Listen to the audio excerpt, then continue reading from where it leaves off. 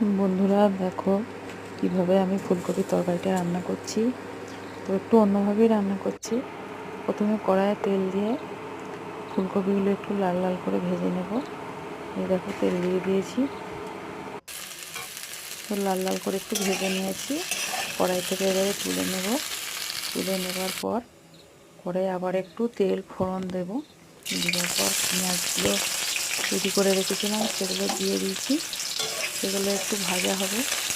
এগুলো একটু ভাজা হয়ে গেলে যেরকম মশলাটার সঙ্গে সব কিছু দিয়ে রেখেছি, আর পেঁয়াজগুলো ভাজা হয়ে গেলে টমেটো দিয়ে দিলাম একটু, 2 পিস মতো। টমেটোগুলো একটু নাড়াচাড়া করার পর মশলাটাও দিয়ে দিলাম। মশলাটা একটু ভাজা হয়ে গেলে